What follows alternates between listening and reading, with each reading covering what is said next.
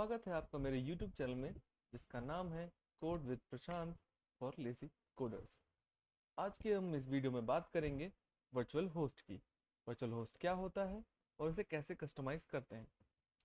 Let's say मेरी machine में Ubuntu 20 install है और मैंने अपाचे इंस्टॉल कर दिया है।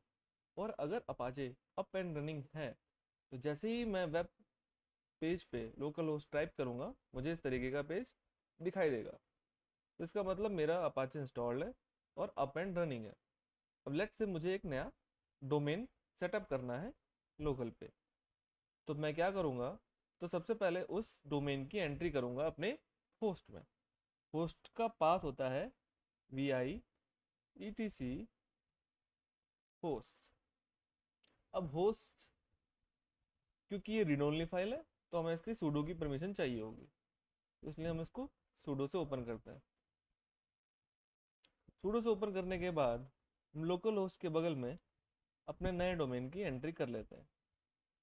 लेट्स से हम वेबसाइट डॉट टेस्ट साइट ऐसा कुछ बनाना चाहते हैं।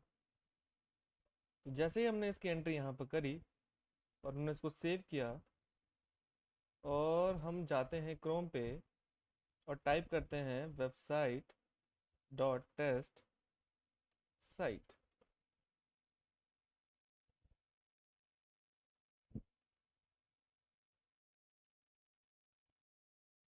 सॉरी, स्पेलिंग मिस्टेक है, यहाँ पे वेबसाइट होगा। ओके, जैसे ही मैंने इस डोमेन को टाइप किया तो मेरा डिफॉल्ट उबंटू का पेज खुल गया, क्योंकि अभी लोकल होस्ट की entry website dot test site की डोमेन की एंट्री की सेम है, तो इसलिए वो वही पेज ओपन हो रहा है। अब मुझे इसके अगेंस्ट में एक नया पेज ओपन करना है। तो मैं क्या करूं कि मैं उसका कस्टम वर्चुअल होस्ट क्रिएट करूंगा। जो डिफॉल्ट होस्ट का वर्चुअल होस्ट का पाथ है वो हमारा etc Apache 2 site available default dot कॉन्फ में होता है। अब यहाँ पर मेरी एंट्री हुई है, तो सबसे पहले मैं क्या करूँगा कि अब ये भी रीड ओनली फाइल है तो मुझे भी इसको सूडो से ओपन करना पड़ेगा। तो सबसे पहले मैं क्या करूँगा, उस डायरेक्टरी तक जाऊँगा etc अपाचे 2 साइट अवेलेबल, और यहाँ पर मेरे पास दो फाइलें हैं। तो मुझे जिस फाइल में चेंजेस करने हैं वो जो डिफॉल्ट है, अब मैं उस फाइल में चेंजेस ना करके मैं इसकी कॉपी बना लेता हूँ। लेट्स से मैं कॉपी बना लेता हूँ 00 डिफॉल्ट की website dot test site dot conf. ये मैंने एक कॉन्फ़िगरेशन बना ली, मुझे इसी डोमेन से एक नया कॉन्फ़िगरेशन बनाना है। ओके, क्योंकि ये फाइल की परमिशन यहाँ पे नहीं है तो मुझे यहाँ पे सूडो यूज़ करना पड़ेगा। तो अब मेरी फाइल यहाँ पे क्रिएट हो गई है।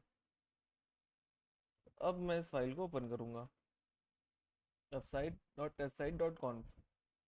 अब इसमें जो डोमेन है सर्वर नेम की एंट्री, तो फिर से ये रीड ओनली फाइल है तो मुझे इसको सूडो से ओपन करना पड़ेगा। तो मैं इसमें अपने सर्वर नेम की एंट्री कर देता हूँ।